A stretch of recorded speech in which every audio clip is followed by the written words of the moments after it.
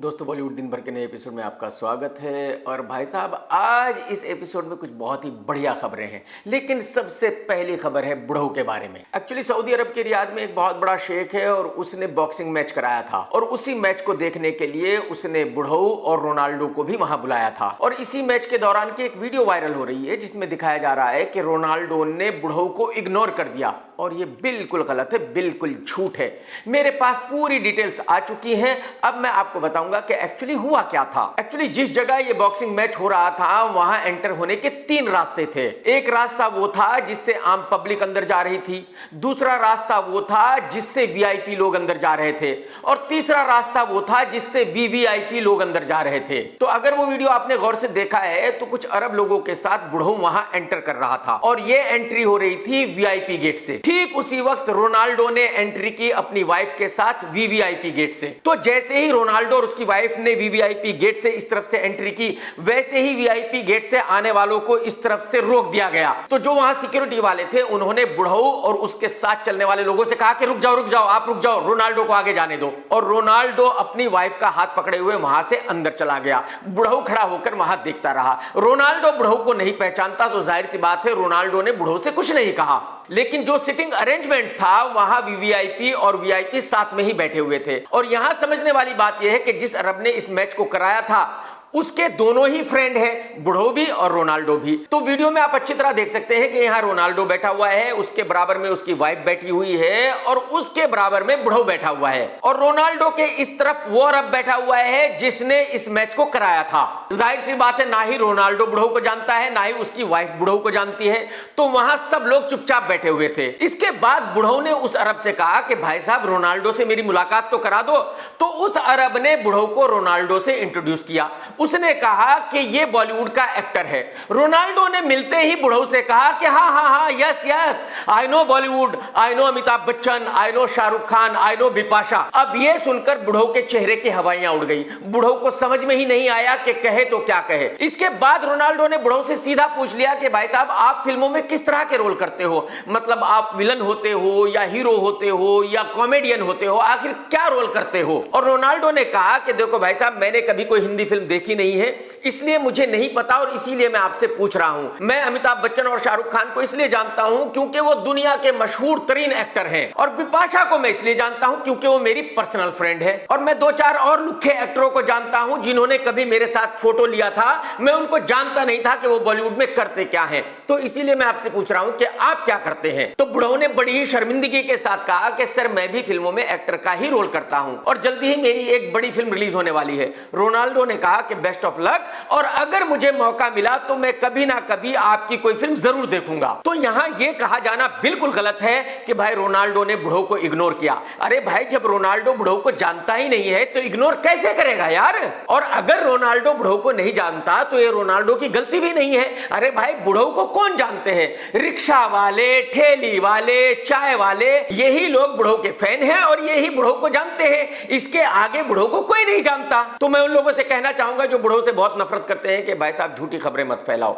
Ronaldo बुढ़ऊ को जानता ही नहीं है तो इग्नोर क्यों करेगा भाई साहब। दोस्तों आज की दूसरी खबर है उर्वशी रौतेला के बारे में। आप सभी जानते हैं कि उर्वशी के फ्रेंड्स बहुत बड़े बड़े लोग हैं, मिलियनर, मल्टी मिलियनर, बिलियनर। और अब उर्वशी के दोस्तों की लिस्ट में एक और नाम जुड़ गया है अडानी साहब का। अडानी और उर्वशी एक क्रिकेट मैच के दौरान साथ में स्टेडियम में गए और साथ में ही वहां से वापस गए। दोस्तों आज की तीसरी खबर है कंगना दीदी की फिल्म तेजस के बारे में। भाई साहब इस फिल्म ने हिस्ट्री क्रिएट कर दी है, एक ऐसा रिकॉर्ड बना दिया है जो आने वाले 50 साल में भी कोई फिल्म तोड़ नहीं पाएगी। मंडे के दिन पहले शो का ऑल ओवर इंडिया में एक भी टिकट नहीं बिका। क्या एक भी टिकट नहीं बिका, सारे शोज कैंसिल हो गए। दोपहर के बाद और शाम में कुछ लोगों ने इस फिल्म को देखा तो मंडे का इसका बिजनेस हुआ 25 लाख रुपए और अब इस फिल्म का लाइफ टाइम बिजनेस होगा 5 करोड़ रुपए से कम का। यानी कि जवान फिल्म का जो साइकिल स्टैंड का बिजनेस था उससे भी कम बिजनेस होगा इसका। और कमाल की बात यह है कि विवेक अग्निहोत्री की तरह कंगना रनावत भी हार मानने के लिए तैयार नहीं है। कंगना अभी भी यह कह रही है कि मेरी फिल्म एक मास्टरपीस फिल्म है। कंगना का कहना यह है कि लोग बेवकूफ है, पागल है, इनको मेरी फिल्म समझ में नहीं आई है। और यही वजह है कि कंगना अपनी इस मास्टर फिल्म तेजस को यूपी के सीएम योगी जी को आज दिखाने वाली है। आप कहेंगे कि भाई जब फिल्म ब्लॉकबस्टर हो चुकी है तो अब किसी को दिखाने से क्या फायदा। देखिए हकीकत यह है कि ये कंगना को भी पता है कि उसका करियर खत्म हो चुका है एज एन एक्टर, लेकिन अब कंगना को पॉलिटिशियन बनना है। तो यही वजह है कि वो बीजेपी के नेताओं के टच में रहना चाहती है। उसको पूरी उम्मीद है कि 2024 में उसको मंडी से टिकट मिल जाएगा और वो जीत जाएगी और वो एक राजनेता बन जाएगी। लेकिन मैं गारंटी के साथ कह सकता हूं कि बिल्कुल भी मुमकिन नहीं है और वहां भी कंगना बुरी तरह हार जाएगी। तो हकीकत यह है कि आने वाला वक्त कंगना के लिए बहुत ही डिफिकल्ट है। दोस्तों आज की चौथी खबर है एक्ट्रेस मृणाल ठाकुर के बारे में। इस लड़की ने एक तेलुगु फिल्म की है नानी के साथ और उसका नाम है हाय पापा। अब फिल्म का ऐसा नाम सुनकर आपको लगेगा कि भाई ये तो कहानी बिल्कुल 100% किसी फैमिली के बारे में होगी और बहुत ही साफ सुथरी फिल्म होगी, लेकिन ऐसा बिल्कुल नहीं है भाई साहब। बताया जा रहा है कि इस फिल्म के अंदर नानी ने मृणाल को खूब किस किया है, बहुत लंबी किसेज है, क्योंकि इस फिल्म के बनाने वालों को लगता है कि इन किसेज की वजह से ये फिल्म चल जाएगी, लोग इस फिल्म को देखने आएंगे। ये फिल्म दिसंबर में रिलीज होने वाली है। दोस्तों आज की पांचवी खबर है मालेगांव के सुपरस्टार और मलाइका अरोरा के भतीजे अर्जुन कपूर के बारे में। आपको पता ही है कि 2 दिन पहले यह अनाउंसमेंट हुआ था कि अर्जुन की नई फिल्म द लेडी किलर इस फ्राइडे को रिलीज होनी है और इस अनाउंसमेंट के एक दिन के बाद ही इस फिल्म का ट्रेलर आ गया और ये ट्रेलर देखकर भाई साहब कसम से मेरी आंखों से खून निकल आया। मतलब ट्रेलर देखकर ही मेरी समझ में नहीं आया कि ये मैंने क्या देख लिया और क्यों देख लिया। तो अब फिल्म कैसी होगी इसी से आप अंदाजा लगा सकते हैं। लेकिन बताया जा रहा है कि इस फिल्म की अभी भी 4-5 दिन की शूटिंग बाकी थी और टी सीरीज ने उस शूटिंग के लिए पैसे खर्च करने से इनकार कर दिया था। उन्होंने कहा कि भाई जितनी फिल्म बन गई है उतनी ही रिलीज कर दो, बात खत्म। तो इस फिल्म में बीच बीच में ऐसे कुछ सीन है जो नहीं है और उन दृश्यों की भरपाई करने के लिए वॉइस ओवर रखा गया है। मतलब मैं गारंटी के साथ कह सकता हूं कि इस फिल्म का लाइफ टाइम बिजनेस 25 से 30 लाख रुपए जरूर होगा। दोस्तों आज की छठी खबर है नवाबों की छठी औलाद सारा अली खान के बारे में। आपको पता ही है कि सारा अली खान की फर्स्ट फिल्म सुशांत सिंह के साथ आई थी जो केदारनाथ में शूट हुई थी और यही वजह है कि सारा अली खान को केदारनाथ का हैंगओवर हो गया है। आज की तारीख में सारा अली खान को कोई फिल्म में लेने के लिए तैयार नहीं है और अगर बेचारी को कोई छोटी मोटी फिल्म मिलती है तो बनकर पड़ी रहती है, रिलीज नहीं होती। और मुझे तो ऐसा लगता है कि आज की तारीख में सारा का कोई बॉयफ्रेंड भी नहीं है, इसलिए फुल डिप्रेशन में है। तो डिप्रेशन से निकलने के लिए बेचारी हर हफ्ते केदारनाथ चली जाती है और आज की तारीख में भी सारा अली खान केदारनाथ में ही है, वहां से फोटो पोस्ट कर रही है। दोस्तों अगर आपने अब तक मेरा चैनल सब्सक्राइब नहीं किया तो कर लो और घंटी नहीं दबाई तो जरूर दबा दो। देखो आप अगर घंटी नहीं दबाओगे, चैनल सब्सक्राइब नहीं करोगे तो मजा नहीं आएगा यार, बात को समझो भाई साहब। दोस्तों आज की 7th खबर है मुकेश अंबानी साहब के बारे में। कोई इतना बड़ा लुक्का है कि मुकेश अंबानी को उसने मेल भेजा कि भाई 20 करोड़ रुपए दो, अगर 20 करोड़ रुपए नहीं दोगे तो मार देंगे। जाहिर सी बात है मुकेश अंबानी क्यों रिप्लाई करेगा। अगले दिन उसने दूसरा मेल भेजा और मांगे 200 करोड़ रुपए। तीसरे दिन उसने और मेल भेजा और मांगे 400 करोड़ रुपए। यानी कि हर सेकंड इस बंदे की मांग बढ़ रही है। ये जो भी है आप अंदाजा लगाओ कि ये कितना बड़ा लुक्खा है। अरे भाई साहब तुम मुकेश अंबानी का बाल भी नहीं छू सकते, मुकेश अंबानी को मारने की तो बहुत दूर की बात है और फिर भी इतनी हिम्मत के मेल भेजकर 400 करोड़ रुपए मांग रहे हो। 400 करोड़ रुपए, अबे भाई साहब कुछ तो लिमिट रखो भाई साहब। दोस्तों आपको याद है कि महेश भट्ट की जमाना पहले एक फिल्म आई थी आशिकी जो बहुत बड़ी हिट थी। उसकी हीरोइन थी अन्नू अग्रवाल। अन्नू अग्रवाल ने अब एक इंटरव्यू दिया है और उसने कहा है कि एक्चुअली मैं उस वक्त फिल्में नहीं करना चाहती थी क्योंकि जो फिल्में उस वक्त आ रही थी श्रीदेवी या माधुरी दीक्षित वगैरह जो फिल्में कर रही थी वो बहुत ही घटिया फिल्में थी, अच्छी फिल्में नहीं थी और यही वजह है कि उस वक्त की फिल्म मुझे नहीं करनी थी। आप अंदाजा लगाइए जिस लड़की ने अपनी पूरी लाइफ में सिर्फ एक फिल्म की है और उसके बाद किसी ने उसको फिल्म में लिया ही नहीं है, वो ये कह रही है कि उसको पता है कि कौन सी फिल्म अच्छी है और कौन सी बुरी है। वो ये कह रही है कि माधुरी दीक्षित और श्रीदेवी ने अच्छी फिल्में नहीं की।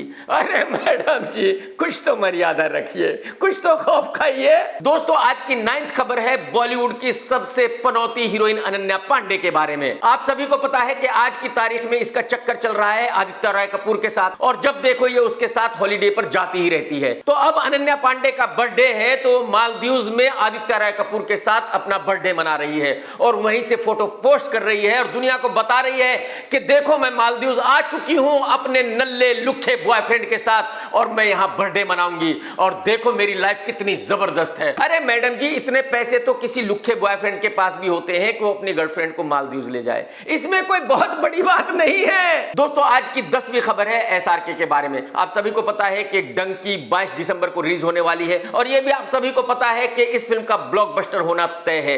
इस फिल्म के टीजर की दुनिया वेट कर रही है और अब बताया जा रहा है कि शाहरुख खान के बर्थडे पर इस फिल्म का टीजर रिलीज होगा और इस फिल्म के 3 टीजर रिलीज होंगे बैक टू बैक। और उसकी वजह यह है कि शाहरुख खान कहीं अपनी फिल्म को प्रमोट करने जाता नहीं है, वो अपने घर पर बैठकर ही प्रमोशन करता है। तो जाहिर सी बात है इस फिल्म के 3 टीजर रिलीज होंगे, 1-2 गाने रिलीज होंगे, फिर ट्रेलर रिलीज होगा। इतना इस फिल्म की पब्लिसिटी के लिए काफी है। यह पब्लिसिटी काफी है इस बात के लिए कि यह फिल्म पहले दिन बिजनेस करेगी 65 से 70 करोड़ रुपए का, और यह फिल्म शाहरुख खान की तीसरी फिल्म होगी एक ही साल में जो 500 करोड़ रुपए से ज्यादा का बिजनेस करेगी। और इससे यह साबित होता है कि शाहरुख खान बॉलीवुड का आज तक का सबसे बड़ा सुपरस्टार है। दोस्तों आज की 11वीं खबर है ऋतिक रोशन के बारे में। ऋतिक रोशन और दीपिका की एक फिल्म बन रही है फाइटर, जो जल्दी ही रिलीज होने वाली है और इस फिल्म की शूटिंग खत्म हो गई है। दोस्तों आज की 12वीं खबर है जावेद अख्तर साहब के बारे में। जावेद अख्तर साहब ने उन लोगों को खूब खरी खोटी सुनाई है जो पुराने गानों को नए रैप के साथ रिलीज कर रहे हैं। जावेद साहब का कहना है कि ये ऐसा ही है जैसे कि ताजमहल में डिस्को गाना बजाया जाए। जावेद साहब का कहना है कि कुछ बहुत ही वाहियात सिंगर हैं जो हमारे गानों में रैप डालकर उनको रिलीज कर रहे हैं और हमारे म्यूजिक को बर्बाद कर रहे हैं। और उन्हीं में से एक है हाथी का बच्चा बादशाह, जो धड़ी खाता है, धड़ी हकता है, जिससे ढंग से चला नहीं जाता, उठा नहीं जाता, बैठा नहीं जाता। लेकिन इस बंदे को हर हफ्ते एक गाना बनाना है और रिलीज करना है। और जाहिर सी बात है करे क्यों नहीं, कुछ लोग भी बड़े वाहियात से हैं जो उस गाने को सुनते हैं। एक और माल वाला सिंगर है यो यो हनी सिंह, वो भी जब देखो रैप डालता रहता है, नए नए गाने बनाता रहता है, रिलीज करता रहता है। वो बेचारा ये ना करे तो माल कहां से आएगा? भाई माल खरीदने के लिए तो पैसे चाहिए ना, तो कुछ तो करना पड़ेगा। दोस्तों अगर आपने मेरा ये वीडियो देखा है तो लाइक करना बिल्कुल मत भूलना और चैनल सब्सक्राइब फौरन कर लो। दोस्तों टेक केयर दोस्तों, tata bye bye, love you, जय हिंद, वंदे मातरम, सत्यमेव जयते।